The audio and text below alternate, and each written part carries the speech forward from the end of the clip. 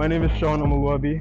I am a filmmaker, photographer, writer, graphic designer, and skateboarder who happens to be a 500 level mechatronics engineering student. When you're coming up with a movie, what do you see first? Do you see the visual first or do you see the story first?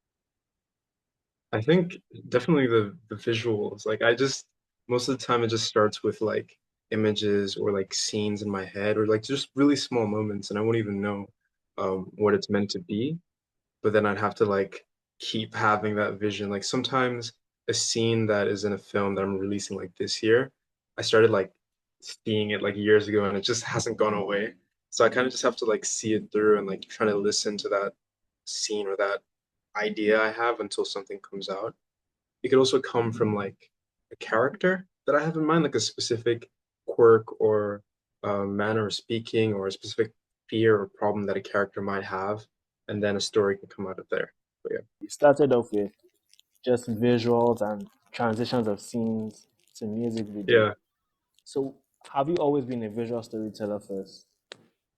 yeah, I think so, definitely. And I kind of started filmmaking before I knew what filmmaking was. Like when I was small, I had like this really small camera, and I just like take it to school and like just record people, and I didn't know what it was, obviously. And then over the years, I started really like oh, this is the thing that people do, and I really enjoyed it. But at the beginning, I'm grateful for it now. But like the reason why I didn't have like dialogue or any of that stuff was because I didn't have a microphone, right? But then it kind of like forced me to get good at visual storytelling. I know they say show don't tell. Like if it's filmmaking and it's a visual medium, so if there's anything that you can show instead of like putting into dialogue or just like doing a voiceover for, then you should definitely do that. So I was forced to learn it, and I think it's what I live for now. So yeah.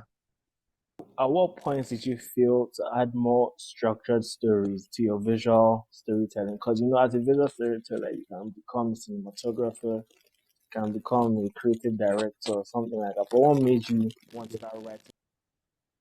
I think it's when I started falling in love with um a certain type of language of film. Like I started finding films that I would watch and I'm like, I love everything about how these characters talk, how they use the English language.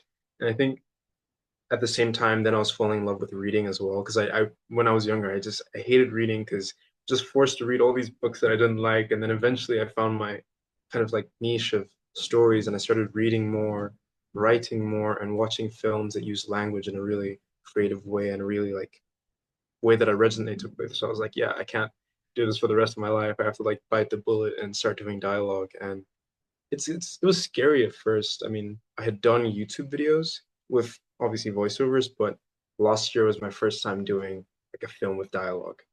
And like short films can kind of be that like an experiment for everything that you're going to do later on in a feature length film. So like I can't go from no dialogue film to a feature length with like 90 pages of dialogue. Like that's just it's not gonna work. So what are the biggest influences to your visual style, to your not just your visual style, but to your writing style? For me, I would say definitely Noah Baumbach and Greta Gerwig. So they're like a dynamic duo type thing. So Greta Gerwig, obviously like director, writer, actress. She made Lady Bird, Little Women, and Barbie. I just love the way that she writes. Her scripts are amazing. Just not just the things that she writes and directs, but like the way she does it. She just has like so much passion. Like in every interview and the behind the scenes, you can just see that she's in love with what she does. So that was a big one. And then Noah Baumbach, I love the way that he writes. My favorite film is Frances Ha. And the dialogue in that film is just so funny to me and so naturalistic at the same time. But I think overall, like the person who has influenced like not just my filmmaking or writing, but like everything has been Spike Jonze. He's also a writer director, but he's I don't know, he does like everything that I do, everything I want to do. So I started making films with like skateboarding videos, and so did he. And he's like a skateboard photographer, turned into like a music video guy, and then he made films. And I was just like, this dude is amazing. Like everything he does is so creative and so like unexpected and daring. I'm just like, if I could kind of do that too, that'd be really cool. So I think those are my three biggest inspirations. And then also like Barry Jenkins and there's people. There's people. I could go on and on, but yeah. Why is it so important to have such a wide spectrum of influences in different genres? You mentioned skateboarding videos, music videos, film. How is this so important? Yeah. So I think the first thing is obviously for like influences, you want if you take all your influence from like one person, like if you only listen to like Tyler the Creator and you start making music and he's your biggest influence, like you're gonna sound like Tyler the Creator. But if you listen to Tyler and like classical music and the Beatles and this and that, you can come up with something that seems really new. Because at the end of the day, everything is inspired by something, but what makes something original and creative is like how diversified and how you're putting things that didn't seem like they could go together, how you're finding a way for that to seem like, oh, of course, you know? So there's that, but then also I think that I have a lot of different like passions and skills maybe. And there's something about like seeing someone who does something specific that you can relate to, like having someone that you can kind of see yourself in every aspect of your passions. Like if you're into writing, you have someone that, oh, we're from the same country, or oh, we both started in skateboarding videos, so you can kind of see yourself in them and like bits of yourself in different people. So I think that's it. How do you navigate the tension between your artistic expression and creating for an audience? So obviously, I think when I started, it was like I was just, in my room, just in my head. I wouldn't share anything with anyone because I thought, like, first of all, no one wants to hear it, and second of all, I don't think it's that good, so I wouldn't. I was shy, basically. But over the years, I realized that as much as you do have to create things for yourself, and I still do, there's a way that you can like translate it to like you should have a an audience in mind, like even if it's a specific person that you're making this film for. It could be yourself and your friend that would understand it. Because if there's one person that would understand it, there's definitely more. But I don't think you should make things that are tone deaf because a lot of the times it's just you being really like in your head, a lot of ego, but now I've like opened up my process, getting a lot of feedback. So like this script for a short film I just wrote, it's on its like ninth draft. And that's because like I keep asking people that I trust, like, what do you think about this, this and that? And then I actually go and take the feedback into my work. So I've been reading this book by Stephen King called On Writing, and he talks about like two phases of the creative process. That's writing with the door closed and then writing with the door open. I think it can apply to anything, but the first phase is where you literally or metaphorically have the door closed, meaning that when you're coming up with an idea and developing it for the first time, you should like just stay like protect that baby, like that original, like rough, ugly idea, protect it for as long as possible until it's like ready for the world. It's like raising a kid almost. Like you don't just like expose them to everything. You have to get them to a particular point before you open up um, to the entire world. So literally, like writing a first draft of a film or making something for the first time, developing an idea, do it in the most honest way possible. It might not always be like audience friendly the first time, but then that's what the second phase is for. Because when you open up the door to people that you trust, then you can start to get feedback on things and like get an outside perspective on your work. Because sometimes it's like when you spend weeks and hours and months in your head focused on writing something or making something, there's like a lot of mistakes or a lot of like gaps that you won't even notice because you're too close to it. So when you get someone that you trust on the outside to kind of look at it from an objective point of view and give you feedback, it can really help to translate your idea into something that is easier to understand, you know? Like even within my friend group, there's people that I know, okay, if I send them something, they're just gonna say they love it. They might actually love it, but like they love me more than they love the script, basically, something like that. So, and you need those people, people that will just like support whatever you're doing and like make you believe in yourself. But then I have this other group of friends that like, and it's amazing because like in those moments that I need them to be, they care more about what I'm trying to do than my feelings. And those people are going to be really honest with you. They'll tell you, like, dude, we want this to be the best that it can be. So I'm going to be straight with you. Like, I have, like, the best piece of advice I've ever gotten was like a long time, like years ago, maybe 2020 or 2021. I sent this script to an old friend of mine, and he was like, this isn't you. Basically, what I'd done is like I wrote the script about like grief and like a single mom and stuff. And at the beginning, especially, you're trying to like look for an emotional reaction and stuff. Like he knows me so well. He's like, dude, this is not you. You're trying to appease someone else, you're trying to be someone else. And from there, I've just been like, I always reach out to him, and I found more people that, like you have to like respect their taste and also know that not that you're not in an echo chamber, but that you kind of align on your sensibilities. Because I might send a script to you and you kind of get what I like, so you understand what I'm going for. But someone who has never seen any of the films that I watch would be like, doesn't make any sense. So it's about finding those um, people that not an echo chamber, but people that really honest about your work. Films are typically one of two things, either usually an escape or a reflection. And I've noticed that, as I've mentioned to you, your film tends to be quite reflective. Is it important for you to reflect society or to reflect your life? Or do you still see film as an escape? Is escapism important to you? It's funny because like a few days ago, I thought of this thing. I think I'm gonna write about it, but like creating art is not an escape. I think that no matter what you're creating, whether it's something that about like space or it's an album about something that's so outlandish, like it is not an escape.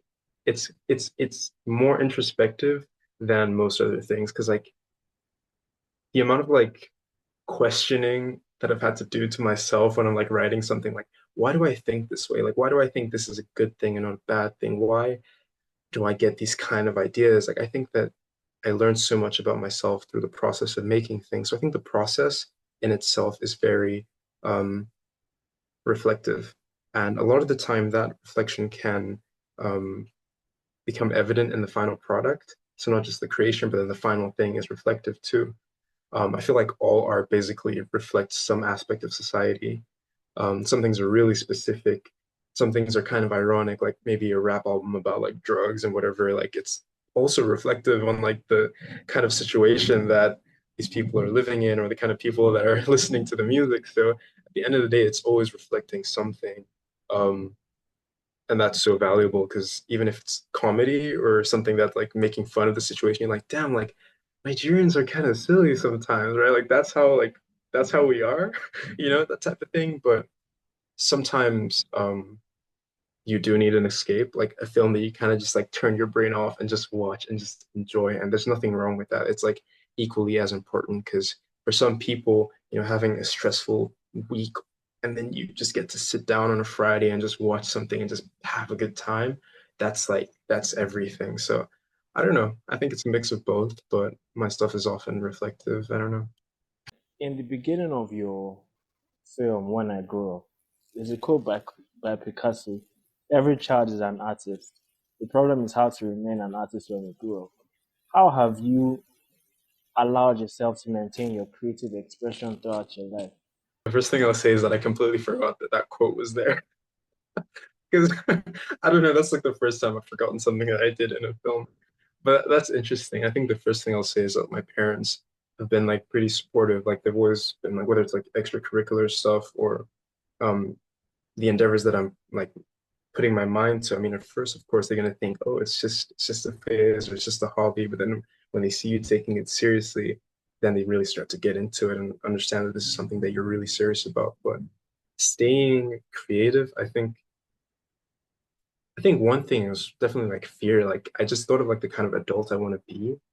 I just don't want to be the kind of guy that like, you look at some adults and you just wonder like, did they forget what it was like to be a child? Like the way that they treat people or like talk to people, like didn't you ever have like fears or like dreams and stuff like what happened, And I think that idea of like losing it definitely set me on a path. Um, but always I've always respected.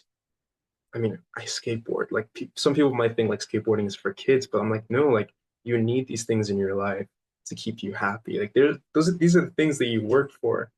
I feel like it gets to a point like where people are just like stuck in a job doing a loop and they forget what they're living for. But I feel like these creative endeavors, even if you're not doing it um for a career or something, like just having something where there's like sketching in your little notebook or drawing or reading, like that's life, man, I think.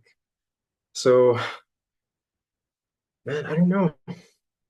I don't know. I also wanted to ask about your skateboarding. When did that start and how has that influenced your filmmaking? So, I think I can, in my like childhood, I can always kind of remember there being like a skateboard around, but it was around like 2015 that my brother and I really got into it and started trying to learn like an ollie and just getting really comfortable with it. And um, how it influenced my filmmaking was before then I was like always recording stuff and whatever, but in the beginning years of skateboarding, you're gonna suck, right?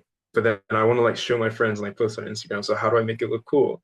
Maybe I can add some music behind it. Maybe I can do a transition, and that's how I learned to edit.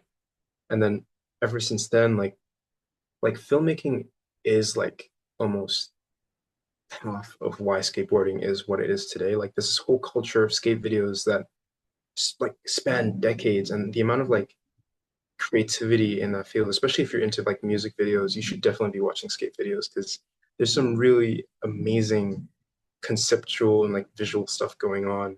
I mean, you learn how to cut to the beat, how to maintain like energy and pacing through a video. And so much of my music taste as well was influenced by those skate videos. So I just can't separate my filmmaking from it. And I want to continue to make skate videos. I mean, we're working on one right now, and it's always an enjoyable process. It's almost like documentary because most of the time you're filming, you're not you don't really have an idea of where things are going to go. You don't know where you're going to see when everyone's going to land, or if you're going to get like chased by cops. So it's always fun, always recording, and then you get to the edit and you're like, I have 200 gigs of footage. What the hell am I doing? You know? So it's interesting and it's a great experience. Because as I mentioned, I started everything just by myself, writing, shooting, editing in my room, and that was great. But eventually, you're going to need people. And if you're going to need people, you need to find the right people. And I think there's so many great people in the world and in Nigeria and in Abuja, and like finding those people, like in times where I need, maybe it's like creative support or like advice on something, I know who to ask. Or in times where I just like don't feel like doing anything or don't feel like I can do anything. Sometimes it'll just be like my friend Alan would just call me like, oh dude, there's this like music show, like let's go and shoot it. And then from there I'll feel so inspired. Cause like you can't be a one-man army all the time. An army is an army. You need people to like prop you up sometimes because it's not always going to feel amazing. And if you have people that can understand the struggle and understand what you're going through, but then also they want the best for you, so they'll tell you eventually, like, dude, like they'll inspire you to keep going, and you're going together. And I think people make the wrong idea of like networking and making a community like, oh, you need to look for people who are like who have connections and they're in the industry. Like, no, like you need to find people around your level that want the same thing so you're all moving up together. And that's like a really beautiful experience. So yeah, and plus the people like in a higher freaking levels, they don't have your time. Like it's crazy. Like even if you meet someone that's really famous, a director, you're like, oh dude, this is so cool. I love meeting you. Like, we should work. Nah, it's not gonna happen. Going off from finding a community and working with people, I believe Fish was one of the first films, one of your first short films that you had an actual crew, you had actors. What was that experience, and what about Love and Loss drew you into writing it? First of all, like, dude, you did your research, like, mad respect. And the crew, man, it was so much fun. It was scary at first because like I think I recorded like a voice memo or something on the first day of shooting because it was like 2 days. And I was actually like having like a mini panic attack in the parking lot because I was like, I don't know what I'm doing. Like, I don't know if I can communicate my ideas so well to other people. But we had a table read, then our 2 days of shooting, and every day was just like confirmation that like everyone is human, everyone makes mistakes, and having people around you who are supportive of that environment of being like open, because anyone could come up with ideas on the set. Having that around, like the producer was on set, she was like just sitting in the background, and we're shooting something in the bookstore, and then there was a performance from one of the actress, and um, she was in the back. I was shooting, I was looking at the camera, and then she just looked and she was like, oh, but if this happened in real life, that's not how she would react. And I was like, you're right. Like, that's perfectly right. So we changed the whole direction of the scene just because of that one idea. And if she wasn't there, like, we wouldn't have that. I mean, everyone was just so supportive and we're all in it together. It wasn't like my film, it was like our film. Everyone wanted to do the best that they could to support one project. So that was definitely a special experience. So it all started like the idea. Um, my friend Alan and FK. We're three of us. We met after I got back from school, and we're just like, guys, we have to make a film because we had made something the year before, and we felt like we had all this energy. So we're like, everyone's gonna go write, and then at the end of the week, we'll just pick the best draft and we'll like develop it further. So like the first draft of the script came from that, and then we just developed it further. But as I said, like sometimes I have like visions or ideas that are like years prior. So a year before, there's like this time that um I was in school and there was this girl and she comes up to me, right? She comes up to me and she says, "Oh, I like the way you talk. Yeah, you're cool." And I was like, "Okay, cool." And then I asked her for her number. My phone was dead. So then I was like, "Damn, like you know what? Just tell me the number, and if I remember it, then it's like destiny." And then I walked out the room and then I just forgot and I went back. I was like, hey, can you write it on a piece of paper? And I texted her later and then she like aired me. But I thought it would be funny, like what would happen if I lost that piece of paper? And that idea was always with me. So yeah, that's kind of how the script started. So the first two most important people are Alan and Falakemi or FK. They're like the producers and then also like assistant director. And they just basically made this film happen with me. And the thing about putting yourself out there is that people are going to reach out, right? And I met Alan after making my film. I don't know how to feel about it, which I don't. It didn't have like the most like crazy reaction from people, but like that friendship and relationship that we have now from that film has taken me so far. Because like he just emailed me one day. He was like, "Oh, I liked your film. Like we should come. We should hang out." Because he was about to make a film too. And then I ended up going on that set and then like acting in his film and then like shooting as well. And then we just stayed friends throughout. Um, Same thing for FK and the actors, like Akan. I think I found out about him just like on Instagram. I don't know. I saw his page and then he reached out to me for a film thingy. And then as I was writing the film, I was just like, that's the guy. It wasn't like it was the easiest decision I ever made. Like I just wrote the character and I was like, can we just carry him and put him in the film? So he was just perfect. It was like a no-brainer. And then um, Whitney, who played Talia in the film, the girl, she was like a recommendation from a friend. So like these people just it felt like the universe just blessed me. And like also Steven helped to shoot the film and we've just been friends from the things that I had been making. So it's like people, you make something, people see it, they enjoy it, they reach out, you become friends, and you just keep going like that and building your community. So definitely just put yourself out there, and then yeah, and then also you have to be that guy that reaches out to other people. So one of the things about being a Nigerian filmmaker is that you are a Nigerian filmmaker. What has been one Yeah, of the biggest hurdles and drawbacks that you've seen being a filmmaker in Nigeria? I mean, for one, the funny thing is, okay, I've met some people like that might look at my ideas or my scripts and say like, oh, like Nigerians wouldn't like this. Like Nigerians wouldn't enjoy this kind of like it's like, oh, you're making foreign films or whatever. And the funny thing is I've only ever gotten that from like two people and after the films drop, like they don't say anything. Because I feel like people just really underestimate the Nigerian audience, our tastes and our sensibilities. Like, I think it's really disrespectful to kind of say that, oh, Nigerians can only understand this level of whatever. Like, they're not going to understand this. And I'm like, dude, Nigerians are freaking watching Oppenheimer and like breaking it down. They watch like the craziest like 1,000 episode animes.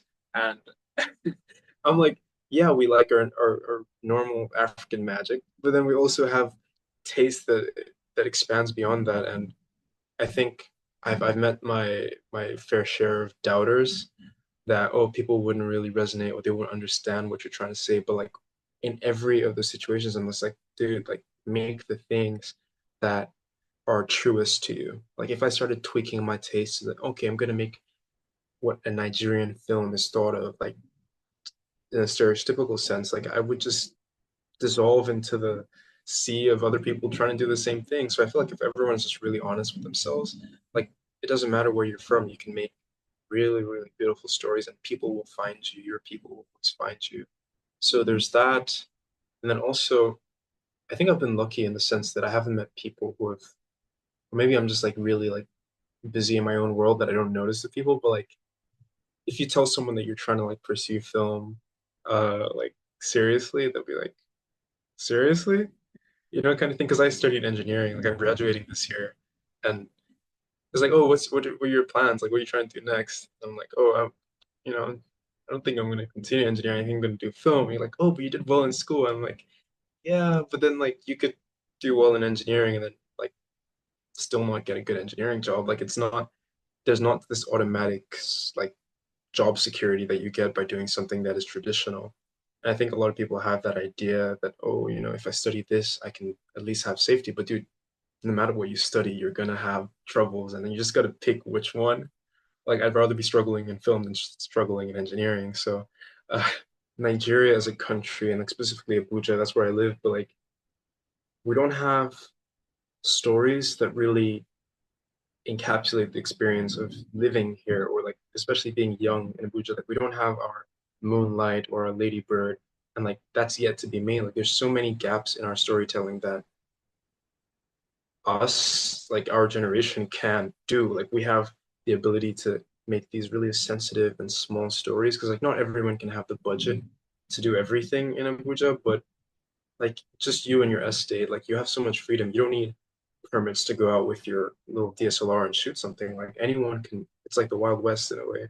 Um, I think if you go abroad, like first of all, making films is so much more expensive there because especially like locations, like even if you're just shooting outside on a street, they might call you like, oh dude, you need a permit for this. You can't shoot here, you can't do this and that. But like here, there's still like so many like opportunities to be like, oh, dude, I know this guy. He sells something. He has a shop, or my friend's house is this, that, and like it's. I think it's a lot easier to make a film right now, and there's so many um, stories that haven't been told. So yeah, when you go somewhere like New York or LA, the competition is like it's high here, but like it's way higher there, and you can get like sucked away into that. But right now, I mean, anyone can do anything, and the community is so open. So my studio, Fenmore Studios, we're like up and coming, but we're really interested in like bringing together that community of people in Abuja. Like there's so many YouTubers and filmmakers and people that make music and beautiful art, but like we're kind of spread out in a way, and we just want to do like more events, like bringing people together for film screenings or workshops or just like tapping into that community. Um, so yeah, there's definitely that. And we also want to like start opening up our film productions so that people can like submit scripts, whatever, and then we'll like develop them together to make these things come alive because there's so many people with ideas and all they need is just like a little support to um, become what they want to become or make the things that they want to make. So on the community front, there's that. I also love teaching. So I don't know, like I might, you know, like do something related to like teaching filmmaking. That'll be fun. But next year, like I really want to make like a feature film. I've been like working on scripts and trying to get it like together, but like seriously this time, like I want to make a full length movie.